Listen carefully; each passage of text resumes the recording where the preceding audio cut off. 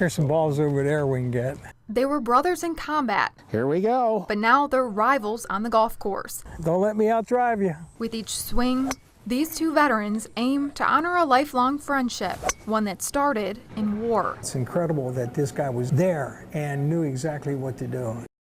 Rapid evacuation of wounded in Vietnam has saved thousands of lives. On October 4th, 1968, Dwayne Garver was a medic assigned to the 9th Infantry Division in the Vietnam War. What you're seeing now is ABC News footage taken from that day. Garver's helicopter had been hit.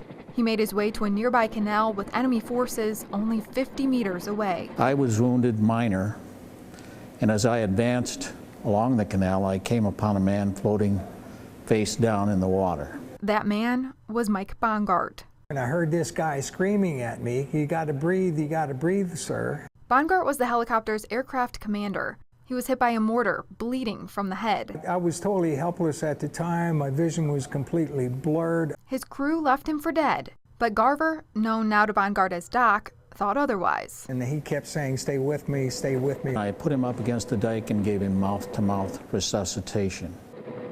This is Doc holding me. They're getting ready to lift me up and throw me into the helicopter. Both men were taken to Dong Tam and were separated. Bongart later learned Garver's efforts saved his life. We were complete strangers.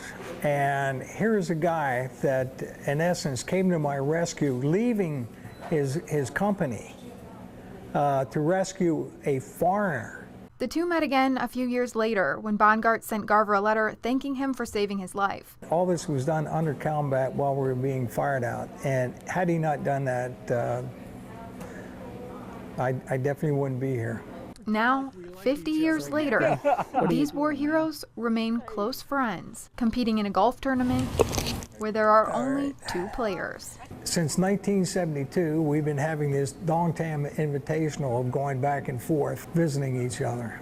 There's a saying, everything happens for a reason. And for these two brothers in combat, they believe a higher power had plans for this friendship. We are brothers in Christ. God put Dwayne on my helicopter, to bail me out, so to speak. Eaton County Central Dispatch to Charlotte Fire. It is with the deepest respect that we announce the final alarm for fire dog Callie Fullerton. Known as the Smiley Dog, Callie served almost 9 years responding to thousands of emergency calls with the Charlotte Fire Department. She died from cancer in February of 2018. You will be missed by a community, a department, a family, and most of all by Tiger. It's, I think, 25 weeks or so now, and not a day I don't think went by without thinking about her. Tiger Fullerton is the assistant chief for the Charlotte Fire Department. He was also Callie's owner. One of the things I always remember some of the firemen saying is that whatever incident we were on, they could come back, she's sitting in the truck.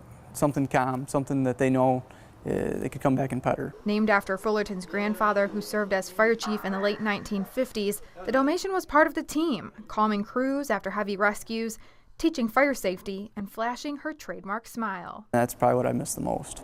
A smile that Fullerton learned stretched beyond just the department. I came to the fire department and talked to Assistant Chief Fullerton and asked him if they would consider doing some type of memorial for Callie. We wanted something that would not just be a picture on the wall. So we just said if it's going to be something, we want it to, a lot of people can see it. Together they came up with the idea to build a statue. Fullerton poured the concrete. I really didn't think that something this of magnitude would probably be put in place. It just keeps getting better. What do you think you're going to be feeling on Monday when you see the statue? Missing her bad, probably. Missing her bad. I got a degree in zoology. Meet Carolyn Schulte. She's a zookeeper at Potter Park Zoo and agreed to let us tag along while she completes her morning routine.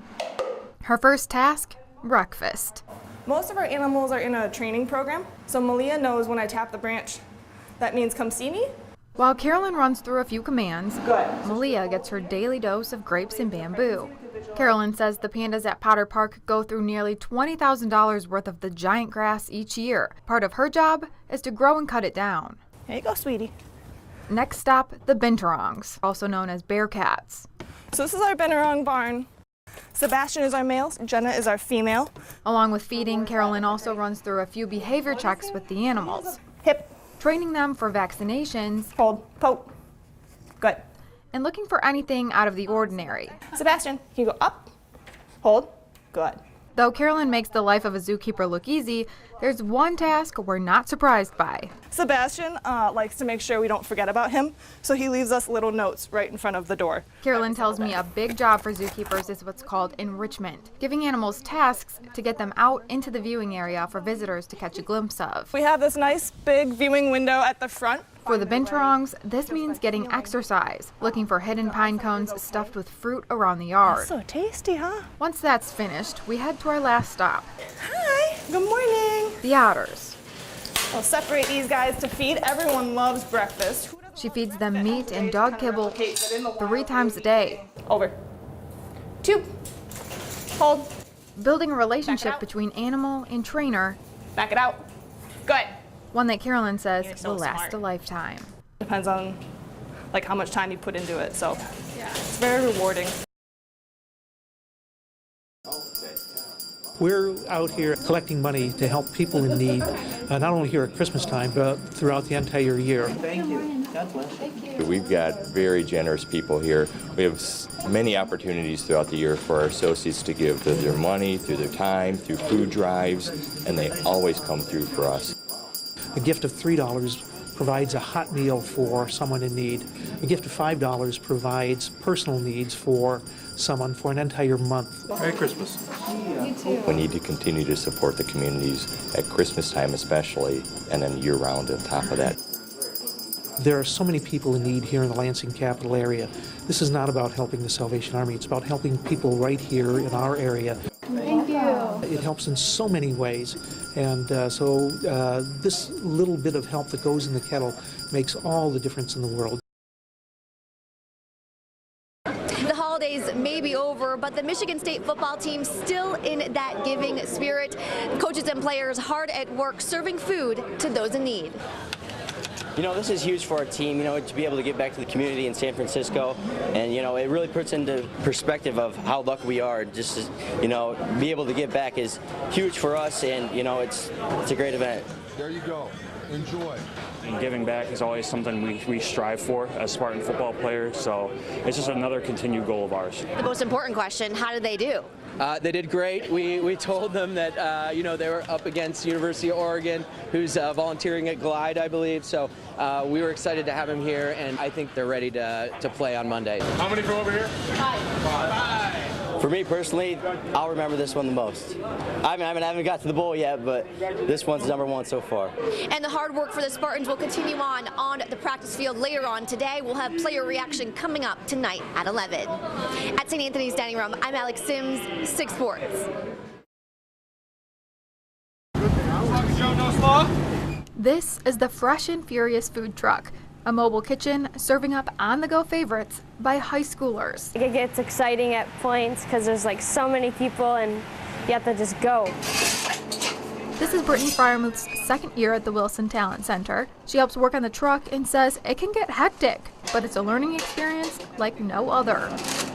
It's just all of us students like coming together and working as a team to prep out the food and get out to customers. Chef Corbett Day is the instructor of the center's Culinary Arts and Hospitality program. He says everything from the business plan to the truck's menu items are created by the teens. His only job is to drive the truck. They write all the contracts, they order all the food, they staff it with other students in the classroom. Aside from the food truck, each student has their own role within the 2-year program. Haley Flowers is the catering manager. Right now I'm just sauteing bell pepper and onions. Students learn firsthand what it's like to run a business, and by the time they graduate, they'll have earned 3 national certifications. We have students that are starting $15, $16, $17 an hour at 17 years old.